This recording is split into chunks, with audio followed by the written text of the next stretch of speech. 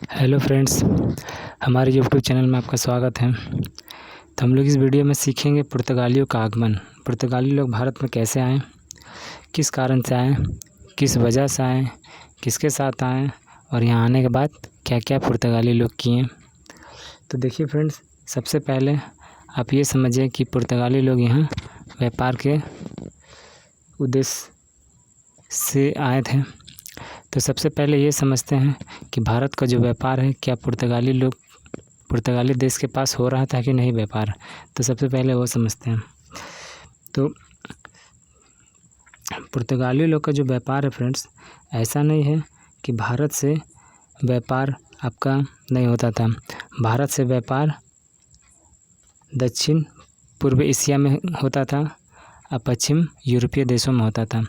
आप पश्चिम यूरोपीय देशों में यूनान के समय से ही व्यापार किया जाता था। तो आखिर ऐसा क्या वजह हुआ फ्रेंड्स कि जो पुर्तगाली लोग को दक्षिण अफ्रीका का जो नुकीला रास्ता है, कोना जो हुआ, उससे घूम के आना पड़ा यहाँ खोजने के भारत को। तो देखिए, सबसे पहले फ्रेंड्स ऐसा इस कारण से रीज़न हुआ कि 1453 ईस्वी में उस्मानिया जो सल्तनत है, वहाँ कुस्तुतुनिया पर अपना अधिकार जमा लिए थे।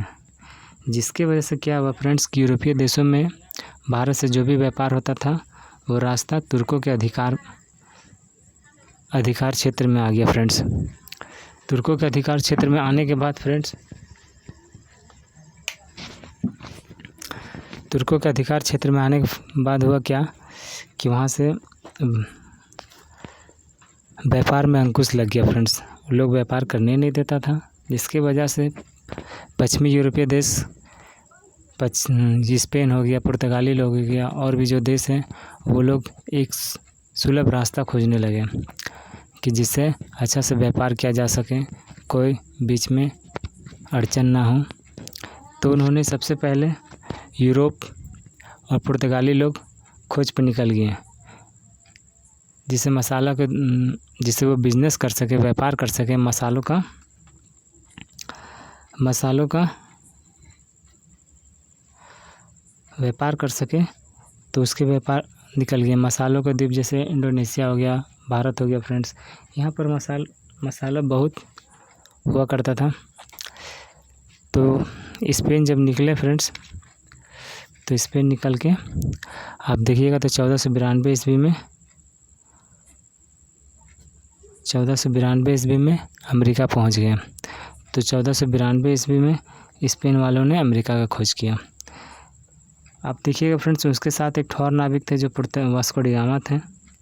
तो उन्होंने फ्रेंड्स 20 मई 1498 में वास्को डी गामा जो पुर्तगाली नाविक थे, वो उत्तर मासा अंतरिक्ष का चक्कर लगाते हुए, क्या है उत्तर मासा फ्रेंड्स, जो दक्षिण अफ्रीका का जो किनारे वाला जो पॉइंट होता है, बिंदु, उसी को बोलते हैं उत्तमासा अंतरिक्ष। इसको इंग्लिश में केप ऑफ गुड होप कहते हैं फ्रेंड्स। इसी को चक्कर लगाते हुए आप देखिएगा। तो इसके साथ एक चक्कर लगाते हुए एक गुजराती व्यापारी थे, उसका नाम था अब्दुल मजीद। उन्हीं के सहायता से आप देखिएगा तो ये भारत में कलिकट बंदरगाह तक पहुँचे, जहाँ कलिकट के उस समय जो तत्कालीन शासक थे, जो जमूरिन थे, उन्होंने इसका स्वागत किया। अब देखिए फ्रेंड्स, यहाँ पर क्या हुआ कि पुर्तगाली जो वास्को डी गामा है, वो 20 मई को आए। उनके बाद जाना भी तो है उसको, तो वो गए 20 अगस्त को यहाँ से गए। और जाने के साथ ही आप तो जानते हैं कि मेहमान नवाजी किया जाता है। तो जो जमूरिन थे, उन्हें मसालों के एक भेंट दिया, जिसको वास्को डी गामा रास्ता में जाते समय बेच दिया। तो रास्ता में जाते समय उसका जो खर्च हुआ फ्रेंड्स, उससे 60 गुना उसको इनकम हो गया। 60 गुना उसका इनकम हो गया वास्को डी गामा का मसाला बेच के। तो वहीं से इसको लालसा जगा कि क्यों नहीं यहाँ पर व्यापार के लिए आया जाए। तो उन्होंने इस तरह से, आप देखिएगा तो फ्रेंड्स कि पुर्तगाल में वास्को डी गामा 1502 में फिर से दूसरी बार भारत आया था। और ये क्या किए कि पुर्तगालियों की पहली जो फैक्ट्री थे कालीकट में स्थापित करके गए। ये क्वेश्चन आता है फ्रेंड्स कि पुर्तगालियों की पहली फैक्ट्री कहाँ थी, तो कालीकट में स्थापित हुई थी। अब देखिएगा फ्रेंड्स अगला क्वेश्चन में, अगला में आप देखिएगा कि 1503 में काली मिर्च मसालों के व्यापार के लिए पुर्तगालियों ने कोचीन के पास पहली कोठी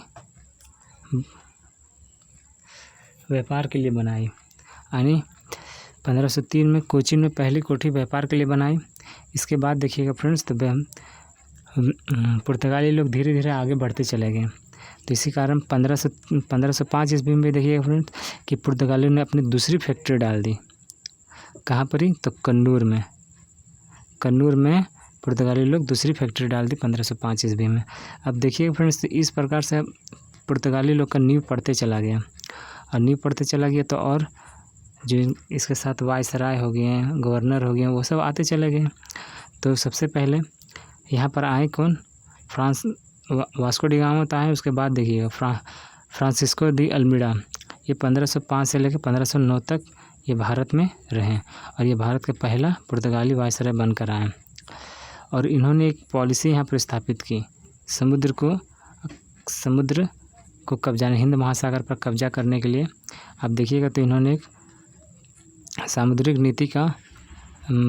नीति बनाई, जिसे हम लोग बोलते हैं ब्लू वाटर पॉलिसी, शांत जल का नीति। और इसको एक नाम से भी यार नीला जल भी कह सकते हैं, नीला जल की नीति। तो ये क्या है फ्रेंड्स कि हिंद महासागर से जितना भी आप देखिएगा समुद्री जहाज व्यापार के लिए गुजरेगा तो उससे एक प्रकार का कर लगाया जाता था, टैक्स लगाया जाता था। इसी को हम लोग आगे चल के काटेज पद्धति के नाम से भी जानेंगे। तो देखिए फ्रेंड्स अगला पॉइंट क्या है कि अगला पॉइंट ये है कि 1508 ईस्वी में चोल के साथ युद्ध हुआ था, जिसमें गुजरात से शासक से ये हार गए थे। उसके बाद देखिएगा फ्रेंड्स, उसके बाद देखिएगा कि अल्फांसो डी अल्बुर्क आया 1509 में से 1515 तक यहाँ पर रहा, और ये दूसरा वायसराय बनकर आया। और इन्होंने एक महत्वपूर्ण कदम उठाया, क्या कि अल्मीडा की जो ब्लू वाटर पॉलिसी थी उन्होंने उसके वाटर पॉलिसी को बंद करा दिया। अब देखिए फ्रेंड्स आगे कि इन्होंने क्या किया यहाँ पर, तो 1510 ईस्वी में इन्होंने बीजापुर के शासक जो थे यूसुफ आदिल शाह, उससे लड़कर या बोल सकते हैं उससे गोवा छीन लिया। छीनने के बाद देखिएगा फ्रेंड्स कि अगला ये क्या काम किया कि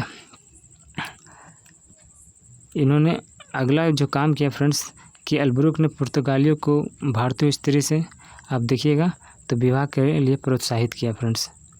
और अल्बुर्क को ही भारत का प्रथम पुर्तगाली साम्राज्य का वास्तविक संस्थापक माना जाता है कि इसके द्वारा ही पुर्तगाली साम्राज्य का यहाँ पर ही स्थापना या फिर हुआ फ्रेंड्स।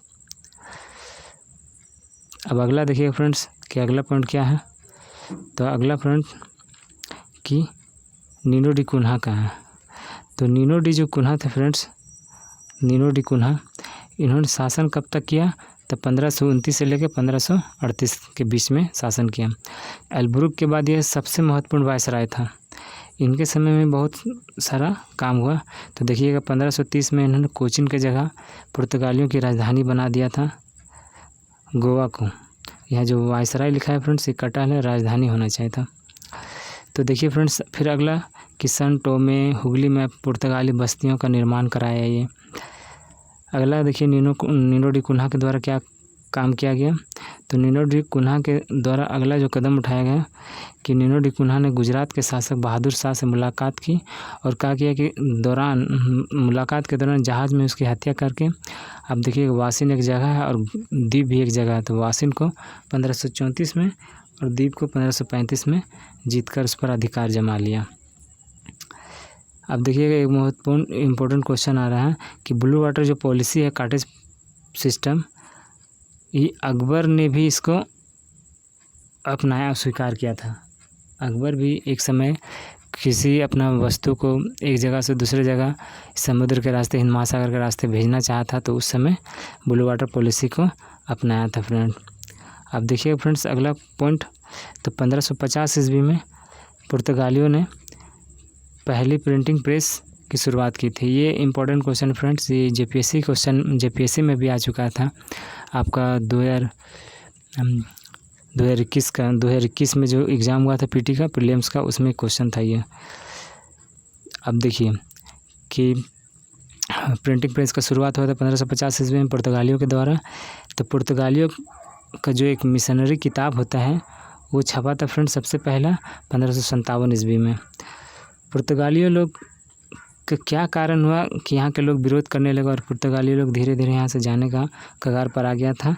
तो सबसे पहले देखिए पुर्तगालियों साम्राज्य का जो पतन का कारण है फ्रेंड्स, वो धार्मिक असहिष्णुता है, फिर व्यापारियों संग लूटपाट है, भारतीय व्यापारियों संग लूटपाट है, फिर जो महिलाएं हैं, भारतीय महिलाएं, उनके साथ जो वैवाहिक नीति थी, ये सब के कारण मुग़लों द्वारा विरोध किए जाने के कारण ये सब पुर्तगाली जो साम्राज्य थे उसका पतन होने का प्रमुख कारण है फ्रेंड्स।